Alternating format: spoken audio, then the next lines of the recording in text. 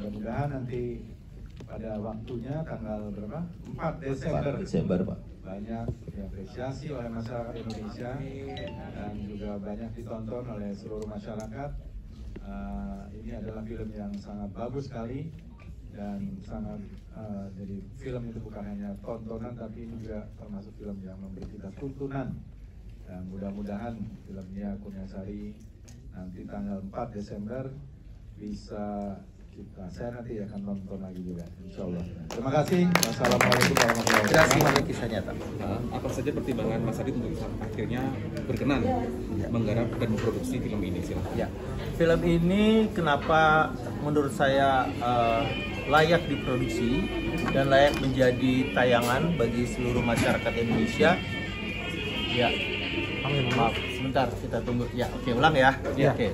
Film ini diproduksi karena memang kisah Nia itu bukan cuma sekedar viral, karena Nia itu ada peristiwa yang dia alami yang sangat naas ya, ada pembunuhan dan ruda paksa, tapi setelah saya riset, sosoknya ini luar biasa sekali.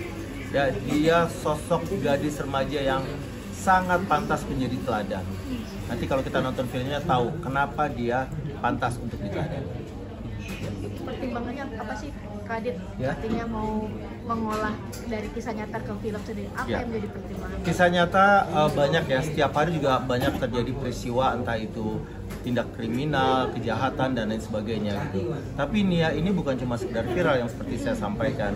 Ini sosok gadis remaja yang mau berjuang untuk menjadi tulang punggung keluarga. Dia keluarga dari yang broken home, ayah ibunya berpisah, tapi dia tidak serta-merta jadi terpuruk. Dia memiliki prestasi akademis yang luar biasa, juara silat, juga pintar mengaji, dan dengan tidak malu menjajakan dagangan setiap hari keliling kampung, bahkan di sekolah pun masih dagang. Jadi menurut saya sosoknya ini betul-betul pejuang sejati. Pendekatannya ke keluarga gimana Kak sampai dapat Minta izin. Ya, saya dibantu oleh Univivi dan Mas Roni, yang memang Univivi kan juga dari ranah Minang, dan beliau juga kenal dengan orang-orang dekat dari keluarganya Nia. Setelah kemudian melakukan komunikasi, alhamdulillah akhirnya Bu Eli ya khususnya dan keluarga mengizinkan ayahnya menyusul kemudian untuk mengizinkan untuk film ini diproduksi, dan bahkan setelah ayahnya menonton film ini beliau sangat terharu dan beliau bilang ini akan menjadi kenang-kenangan yang abadi buat Nia. Radit, mungkin tingkat kemiripannya berapa persen, ada bumbu-bumbu tambahan? Dari sisi cerita, ya. Oke. Dari sisi cerita boleh dibilang untuk kisah hidupnya itu 85% betul-betul mengangkat kisah hidupnya. Tapi kisah terjadinya pembunuhan, dan kalau kita lihat kalau kisah nyata yang sebenarnya kan itu kalau kita mengikuti sidang, Indragon itu membunuh karena katanya Nia dititipi sabu-sabu ya 1,5 kilo, kemudian Nia menyimpannya di belakang rumah di bawah pohon pisang, lalu ternyata sabu-sabu itu menurut Indragon dihilangkan, dan itu membuat dia menjadi marah dan kemudian akhirnya membunuh dalam memperkosa. Itu tidak ada di film. Jadi ini sangat jauh dari cerita dan latar belakang kenapa Nia akhirnya terbunuh. Oke, mungkin sebagai eksekutif produser, supportnya seperti apa sih di film Nia ini? Supportnya udah pasti full ya, karena ini dari sisi yang berbeda, dari sisi yang di belakang layar, dan dari filmnya dan pesan yang disampaikan dari film ini tuh menurutku pesan yang bisa dipelajari oleh kita semua, tidak hanya untuk anak-anak seusia Nia aja, tapi untuk kita yang dewasa atau sudah menjadi orang tua. Ini banyak pesannya, dan dari sisi ceritanya buat aku ya sangat menarik, sedih. Ini yang kita nggak habis pikir ya, anak seusia Nia ya mungkin bisa kita bilang dia remaja, tapi secara pola pikir, secara beban hidup yang dia jalanin itu kayaknya itu harusnya dimiliki oleh orang-orang yang sudah dewasa. Tapi ya karena situasinya yang membuatnya jadi harus dewasa, ya harus dia jalani.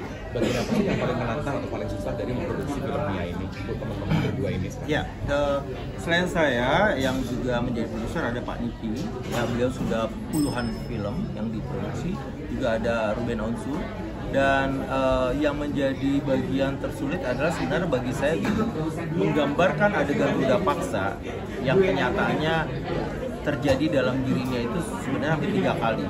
Dan kalau saya mengikuti rekonstruksinya dari kepolisian dan kemudian membaca berita acaranya, itu luar biasa, sangat sadis, dan bacanya aja saya mual, ya.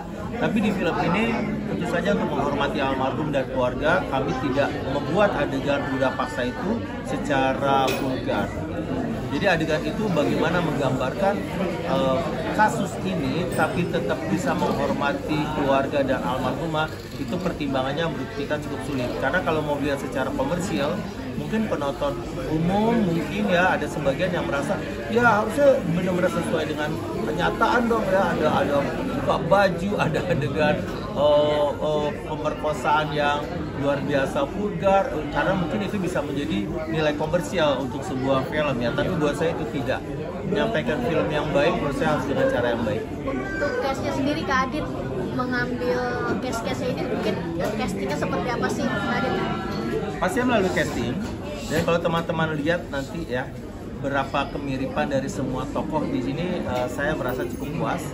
Tokoh Rini, tokoh Mayang, kemudian tokoh bapaknya ya, Bu Eli memang mungkin kalau dimainkan oleh seorang Helsi Herlinda yang biasa memainkan peran antagonis, memang mungkin agak berbeda, tapi Helsi berhasil banget memainkan karakter Bu Eli dalam film ini.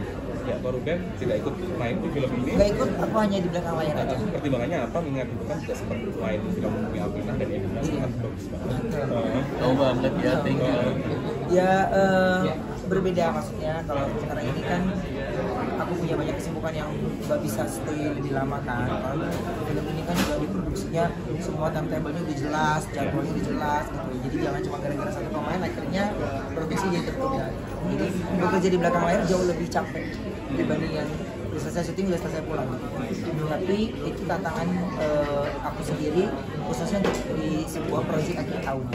Jadi lebih senang tampil di depan atau belakang layar kesimpulannya? Iya pokoknya tetap depan layar lah ya. Cuma kalau di belakang layar ini beda sih. Aku bilang nggak bisa kita jadi pilihan karena kalau di belakang layar tuh kita tidak menempatkan diri sebagai pemainnya, tapi kita menempatkan diri bagaimana kita berservis atau memberikan tayangan yang bagus. Nah film-film ini juga kan, apalagi Kadit itu kan perfect banget ya dalam film-filmnya gitu. Jadi ya berdoa mudah-mudahan bisa diterima dengan jumlah penonton yang banyak, yang bagus, dan pesan yang disampaikan itu bisa kena di hati kita semua. Kok ngasih advice input juga ngasih di untuk film ini sendiri sebagai kakak sebagai produser kalau mungkin? Dari awal juga udah makanya udah telepon-telepon, udah ngobrol, udah ini. Terus aku sempat datang ke lokasi syutingnya juga, lihat. Dan yang paling utama strategi promosinya Ruben kan jago banget ya. Dia sangat menguasai sosial media dan digital. Insya Allah dengan turun tangannya Ruben dalam film ini, pastinya masukan-masukan dari Ruben juga akan luar biasa. Baik, ya. Terakhir lokasinya sendiri dan berapa lama untuk syutingnya sendiri? Syutingnya sendiri itu berapa lama Mas Roni ya? Kita sekitar, ini Mas Roni sutradaranya juga ya. Oke. Berapa hari? 19-20 hari ya. Tapi ada tambahan syuting di New Yorknya, ya ada syuting di New Yorknya karena ceritanya Nia ini kan sebenarnya kenyataannya memang memiliki pacar yang LDR. Ya, kalau di cerita aslinya dia di Thailand karena pacar itu sedang berobat sakit jantung, tapi kemudian akhirnya film ini untuk mendapatkan nilai estetika saya pengen dapat salju ya, pengen dapat nuansa yang lebih berbeda, maka akhirnya saya pun memilih New York. Saya izin tamu-tamu penting saja.